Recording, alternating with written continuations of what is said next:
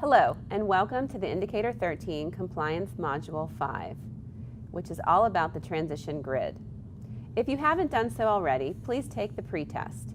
You can do that by either clicking on the QR code or typing in the URL code to the SurveyMonkey in your browser. At this time, we ask that you stop the video and only restart it after you and/or everybody taking the pretest is finished.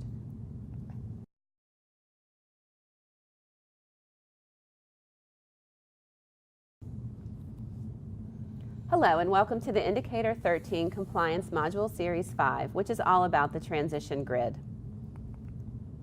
The purpose of the Indicator 13 Compliance Module Series is to enhance practices for writing compliant transition-based IEPs and to broaden the foundation for effective practices relating to Indicator 13 of the State Performance Plan. Today's module, number 5, is going to be focused on 3 areas which are all consuming in the transition grid. And these include, is the grid completed correctly? Is the course of studies area completed correctly? And are all activities that are listed in the grid done in all 3 of the areas, which include employment, training and education, and independent living? The first question is related to question 292, which is talking about, are the location, frequency, projected beginning date, anticipated duration, and persons or agency responsible for the activities and services documented appropriately? Here's an example of the actual grid, and the arrow shows the areas that are going to be looked at when the compliance monitors come in to see if these are done accurately. So you're expected to write in the location of where the services and activities are going to happen, the frequency, so how often these services and or activities are going to happen, the projected beginning date, the anticipated duration, and then the person or agencies responsible. We always get asked the question, is it okay to say that a parent or a student is responsible for one of the activities? And the answer to that is, although you can list parents and or students in that box, it is crucial that you list an LEA member or a school district member, because as we know, IEPs are really contracts between the student and what the district and the employees are going to do for that student. So there must be an employee from the district listed in that box with the person and agency responsible, although it still is okay to list additional people such as the parent and or the student. The second question is question 292A. Do transition services include courses of study that will reasonably enable the student to meet his or her post-secondary goals? So let's first talk about what courses of study are. Courses of study are actually what is listed in your school districts and your LEA program of studies. So these are the courses that students take in order to meet their post-secondary goals. These support both their academic achievement and their functional achievement, and it should promote students graduating. So we expect students to complete their courses of study in order to graduate. These should clearly align to students' post-secondary goals. And again, these would be included in their program of studies. And it's also crucial to, if a student is attending a career and tech ed center, to list those courses as well. And again, courses should be listed by name. Whatever is in your programs, whatever is in your school district's program of studies. It's not appropriate to write functional curriculum, college prep, a life skills class, those types of things. Document exactly what the course is. And the course of study must reflect the current year's course, and I'll go into that on this next slide. This is an example of where the courses of study are listed. And as you can see, the example listed shows the specific courses. It doesn't just say math. It doesn't just say science. It actually says the student is in Algebra 2, they're in chemistry, they're in English literature. But we always get asked the question, let's say you have an IEP meeting in February. And when you write that IEP, which school year's courses do you write? Do you write the course year that the student is in, so from February to the end of the year? Or do you write the anticipated courses for the following year? And the answer to that is that you want to list both. You want to list the current year's courses that the student will be taking to finish out the rest of the year. So whatever the student is taking at that time. Now, you might not know exactly what the student is taking in the following year, but again, you should list those courses and you should write anticipated courses that the student would take. This will prevent you from having to do a revision at the beginning of the next year's school year if you include both this year's and the anticipated courses for next year. The next area that we're going to talk about refers to file review question number 292B. And in this question, what they're looking for are there transition services in the IEP that will reasonably enable the student to meet his or her post-secondary goals? So when we look at this particular area of the transition section of the IEP in the grid, we're talking about transition services and activities. Both transition services and activities are considered action steps that will lead the student towards those post-secondary goals once they graduate from high school. And again, those goals were going on for further training, employment, or living independently in the community. Both the services and the activities should occur during that current IEP year. For example, if that student has a October IEP, you would be looking at services that would occur from October until June, and then when school starts back up until the new IEP date.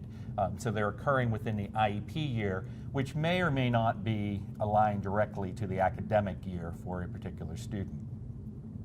Each post-secondary goal area must have at least one service. And this is something that we discuss in Pennsylvania, that a service is equal to or tied to the measurable annual goal or goals that are given to that student based on assessment that address skill deficit areas. So for example, reading, writing, behavior, organizational skills. And then we also look at having at least one activity. Activities are those things that are not measurable annual goals, but will help a student move towards those post-secondary goals of further training, employment, and independent living. And when we talk about the services and activities, these are part of that coordinated set of activities. So if you remember back when we were citing IDEA 2004 about what secondary transition is, it is a coordinated set of activities. So that's referring to the measurable annual goals the student has for a given IEP year, as well as the activities that they will engage in. This slide looks at an example of what services are and an example of what activities are. So if you look at the left-hand column, it's talking about services. And again, these are based on skill deficit areas that a student has, based on the assessment that was given to see where that student was currently functioning and how a student could reasonably obtain the skills needed over the course of an IEP year. Things such as building vocabulary skills, writing conventions, looking at appropriate peer interactions, budgeting skills, etc. If we look at activities, activities are areas that a student is going to work on that's going to help them meet those post-secondary goals that they have. These are things that oftentimes are just a once-in-time event, such as visiting a college fair or going on a tour of college campuses virtually. Maybe it's completing their career portfolio over the course of the year, doing job shadowing in the community, meeting with the guidance counselor, or meeting with a representative from an agency such as the Office of Vocational Rehabilitation or the Intellectual Disabilities Supports Coordinator in the county. This next slide is looking at some additional examples of what post-secondary education and training activities could be. So things, again, such as college fairs, virtual tours, having guest speakers come in to talk about different career areas, college visits, contacting the Disability Services Office at a college or university to find out what supports they offer, providing information to the students on testing that might be needed for entrance into a post-secondary program, such as the PSAT or the SAT. Having that student work on skills that would be needed in a post-secondary setting, such as time management, or understanding how they understand their disability and the fact that in a college setting they have to disclose that disability in order to get services. Utilizing resources such as the Pennsylvania Youth Leadership Network Toolkit materials or other supports that are available to help with self-advocacy and self-determination. This next slide is looking at examples of employment types of activity. And these include such things as job fairs, possibly doing a research paper on a career interest or a preference, looking at online how to apply for a job, writing a job resume or completing a job application, possibly group meetings with OVR, an early reach coordinator from OVR, or meeting with their supports rehab counselor from OVR. This could also be an exploration of supports for employment. For example, exploring the resources offered on the Job Accommodation Network's website. This next slide is looking at independent living types of activities. And these are such things as engaging in the community, so possibly shopping, budgeting skills, looking at food prep skills, looking at what the student does in their free or leisure time. So exploring things such as hobbies or exploring clubs or social organizations, volunteering opportunities that that young person could engage with in the community. Also looks at transportation issues. How is that student going to get around their community? So such things as utilizing public transportation, such as obtaining a bus pass, or possibly looking at driver's education. And it's also civic engagement is addressed in independent living. So things such as registering for selective service, registering for voting. This slide is emphasizing the fact that in looking at activities and services, we should reference or refer back to what is happening in the general education curriculum for all students and make use of those transition activities that take place as part of general education. So, for example, activities that are provided through guidance counselors or guidance services within a school. It's important to list these in the transition section as appropriate for students. In many districts, they map out activities by grade level. So just like when we were talking about assessment, in that module, we talk about looking at activities, and districts will map out those activities. So starting at 7th or 8th grade, what activities occur for supporting a student to go on for further training, employment, and independent living, and then mapping that out all the way through 12th grade, and then having that available so that the folks that are helping to support that student can see that, yes, these are the activities that are occurring at each grade level for students that are supporting those post-school outcomes. There is an example of secondary transition mapping. If you refer back to the transition assessment website that we discussed in the assessment module. So the question will frequently come up, what do I have to put in the grid? So we look at these two areas. First of all, you look at which skills will be prioritized as measurable annual goals. And as a reminder, we're referencing all measurable annual goals as a service within the transition grid. And you're listing these under one of those three areas, so either further training, employment, and independent living. The question will frequently come up, What if a individual student only has 2 measurable annual goals?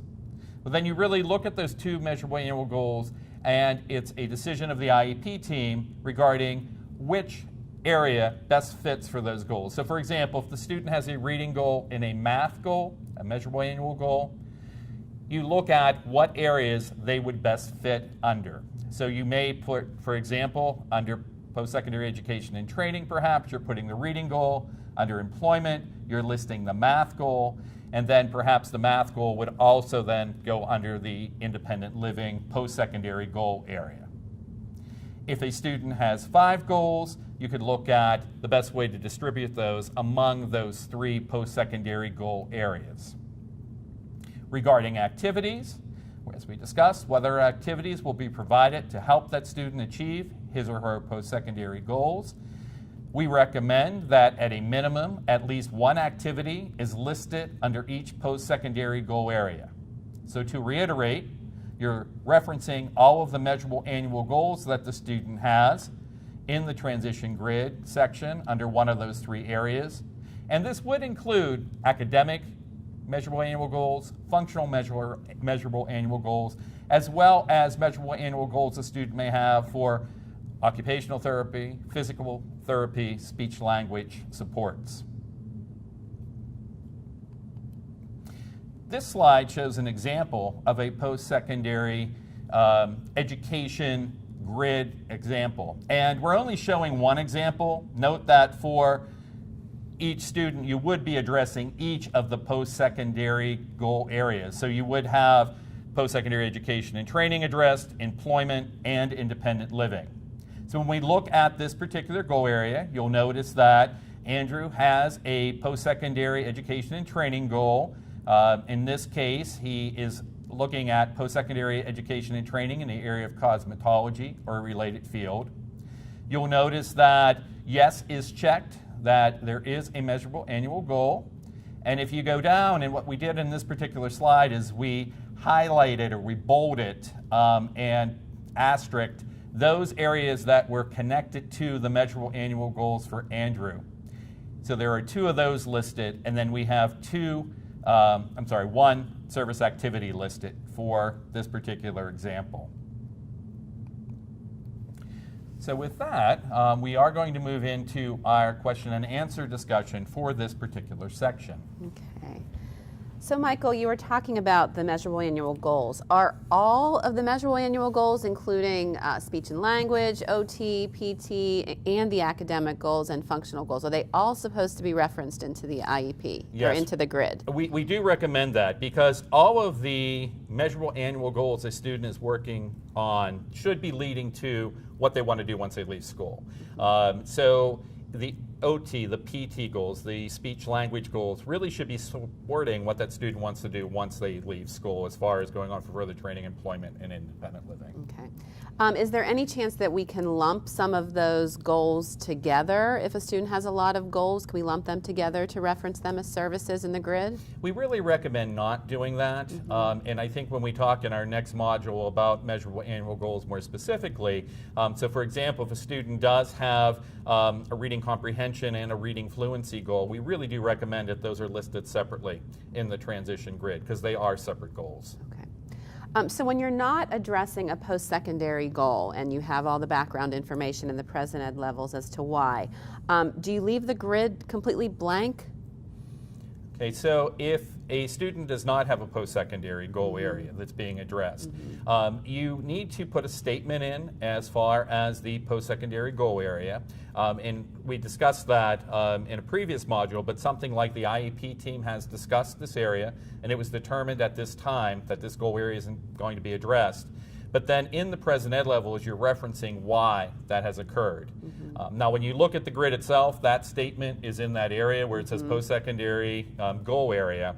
And then where it says measurable annual goal, you would be checking no, because there isn't a measurable annual goal that you're going to be working on, because there is no post-secondary goal area being addressed. And then the rest of that grid area is left blank. Okay. So is that the only time that you don't mark yes for a measurable annual goal being addressed in the grid? That is correct. Okay. Every other instance that you would have, that should be marked yes for the measurable annual goals that are leading to the post-secondary goals. Okay. And can you just explain a little bit more why a district, the benefits to the district of doing that activities map?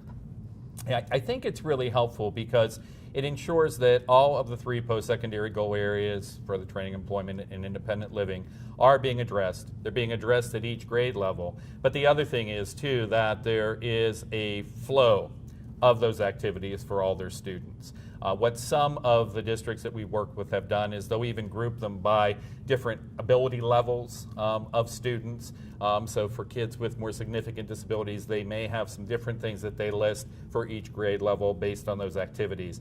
But it provides a nice menu of services that are available. So when a teacher is working on that transition section, they can look at these are things that are offered. I think the other thing sometimes that including what's happening in general education, as we mentioned in the slides. Guidance counselors oftentimes do a lot of different activities. Right. So making sure that those are included as you're mapping that out. Absolutely. Great. Thank you very much for that, Michael. This concludes Module 5. Should you have any additional questions regarding Module 5, please contact your IU or patent transition consultant. Their contact information is listed on the secondarytransition.org website under Transition Directory. And should you want the results of your pre and post test, if you are a director or supervisor or a consultant, please send an email to transitionmodules@patentpittsburgh.net. But before the module is concluded, we are asking that you take the post survey.